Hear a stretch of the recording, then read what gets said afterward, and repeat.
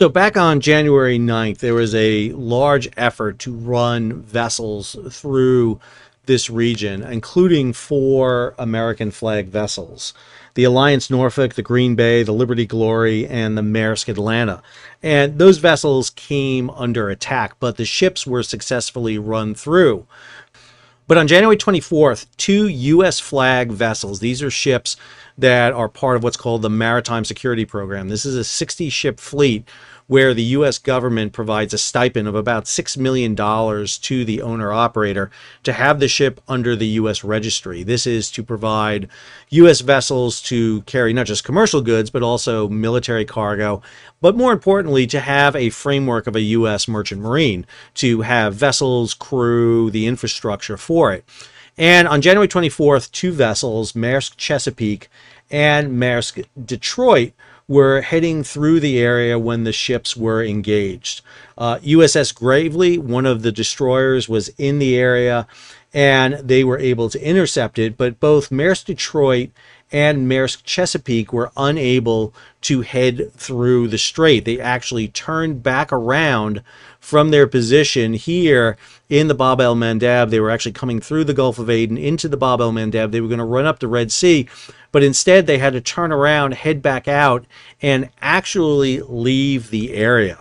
Then you have this event that happened. This is the Liberty Power. This is a large roll-on, roll-off ship recently acquired by Liberty Marine. The vessel was sailing from the United States into the Mediterranean, down into the Red Sea. And on January 18th, the vessel turned around. Now, the vessel had turned off its AIS for a brief period of time, but when it rematerialized later on here, right on around the 27th, it was heading northbound out and heading back through the Suez Canal.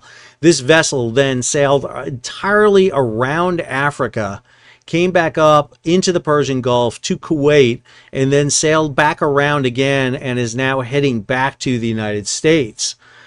Understand, this means that the Houthi not only are diverting vessels, but they're turning around U.S. flag vessels.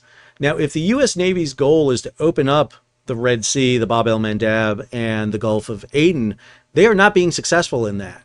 While they're, and let me be clear, I am not degrading the performance of the U.S. crews and the destroyers by any means. That's not what I'm doing. But the goal here is to open up trade. We are not opening up trade, which raises the question is, what is the strategic and operational goals here of this conflict? If strategically it's to resume trade, then shooting down missiles is not going to do it by itself. As long as the threat exists, then the ocean carriers are going to they're not going to take the chance. They're risk adverse. They're going to head around. And I think this is a major problem that we're seeing happening. Then you have this ship. This is the Maersk Yorktown. Now, Maersk Yorktown is a smaller kind of feeder vessel that is operating in the region. On April 9th, the vessel was sailing from Salah in Oman down to Djibouti when this report came in from the Central Command that approximately 3 a.m. on April 9th, USS Mason successfully engaged and destroyed one inbound anti-ship ballistic missile launched by Iranian-backed Houthi terrorists. The ASBM was likely targeting the motor vessel. It says Yorktown, should be the Maersk Yorktown. A U.S. flag, U.S.-owned vessel being escorted by Laboon and Mason. There was no injuries or damage. That is significant, that report, because up until now, U.S. destroyers did not do escorting of individual vessels. They basically set themselves up as gatekeepers between the main shipping lines and where the vessels are going.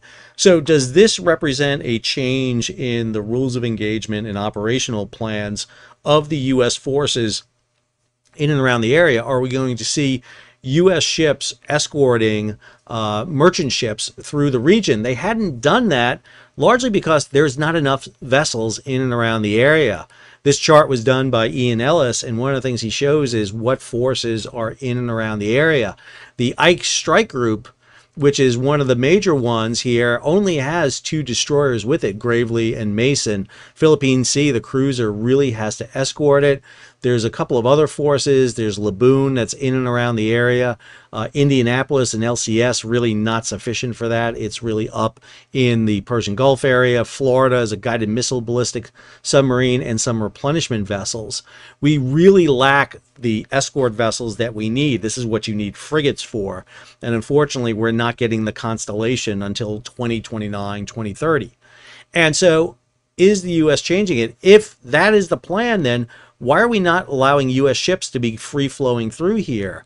There was an attack just this morning on a vessel. Not sure if it's going to be Maersk Yorktown again, whether or not there are escorts providing this.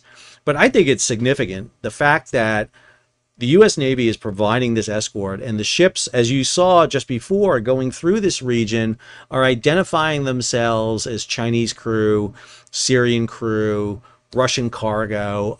There's not ships heading between Europe and Asia with what is the kind of the main supply lines. Those ships are heading around Africa.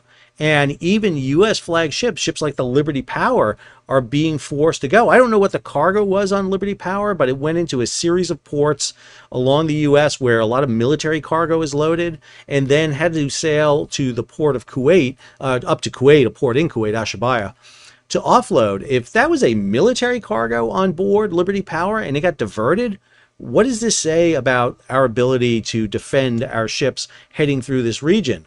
And if the Houthis have closed the Red Sea, the Bab el-Mandab, and the Gulf of Aden, then do we still need our forces in and around the area? Which goes us back to the question, have we lost the Red Sea? Because it appears we have. Understand, there are some things we can do to offset this. If you want U.S. protection, we can do what we did back in 1987 to 88, reflag vessels into the U.S. registry, and let's let the U.S. Navy escort them through the channels. Stop protecting all merchant ships and just protecting U.S. ships. Now, you can make the argument, well, Sal, trade is carried on every ship. It's not just on U.S. flag ships. Exactly right. But most of that trade is already diverting around Africa. We looked at the stats. Nearly half the ships, half the cargo is going around Africa.